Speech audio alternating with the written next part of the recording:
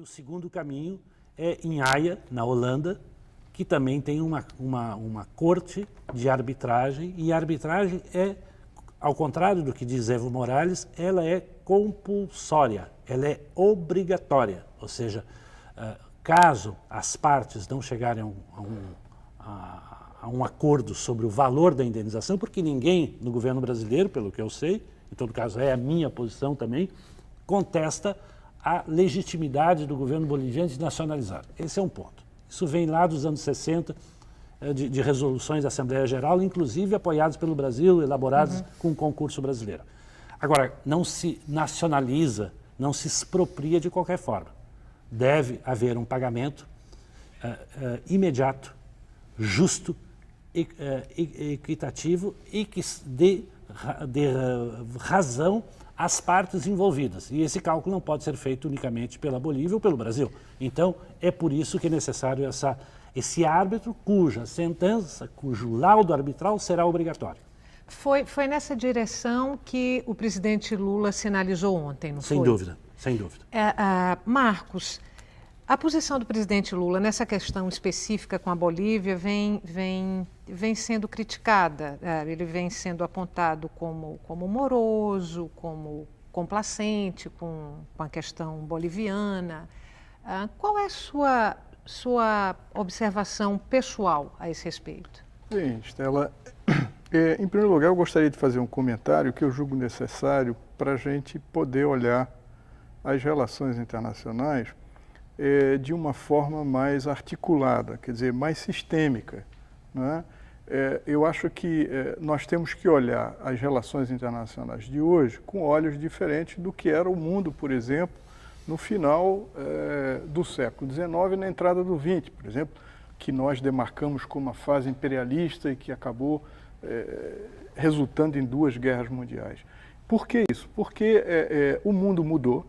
O mundo não é também mais o mundo do período keynesiano do pós-guerra, não é o mundo onde todos têm trabalho, é um mundo muito mais tensionado, não é? É um mundo que também é diferente do mundo da tripartição, digamos, de poder internacional entre a União Europeia, o Japão e os Estados Unidos. Não é?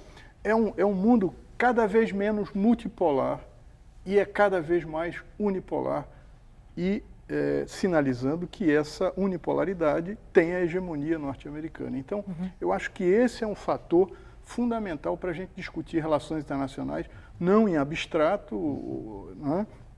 Fazendo história, a gente demarca os períodos, mas então esse mundo é um mundo real que se apresenta. No caso boliviano, por que eu estou fazendo essa menção? Porque essa tensão e essa polarização e essa, digamos, ideia que está muito frequente na mídia, né, hoje, dos impactos e de luta do conflito, os Estados Unidos tem aí todas as Nações Unidas, uma comunidade de países que dizem não invadam o Iraque, os Estados Unidos vai lá e invade o Iraque, passa por cima de tudo. Eu disse, mas o que isso tem a ver com o Brasil? O que é que tem com as populações da América do Sul? Bom, eu não vou entrar nos detalhes aí da grande dependência comercial que o Brasil tem com os Estados Unidos, mas essa ampliação e a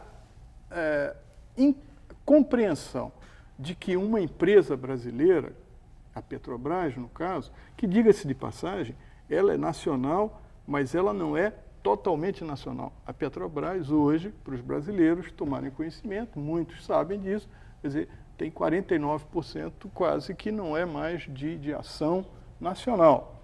Então, essa empresa brasileira teve lucros bastante substantivos com um país extremamente pobre. Mais de 80% da população da Bolívia é uma população extremamente pobre.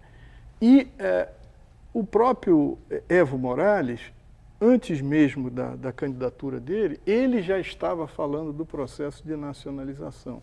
Né? Então, veja bem, esse meu percurso é um percurso para tentar incluir um pouco essa discussão de 2 países periféricos, né? Um que tem a centralidade na América Latina, que é o Brasil, e o outro um pequeno país de grande população indígena, tá certo? Vivendo com indicadores socioeconômicos de extrema pobreza. Então, é legítimo, como disse o Ricardo, é legítimo que um governo, talvez seja o primeiro governo boliviano efetivamente, né, que vem com os anseios dessa população mais pobre, tente se defender.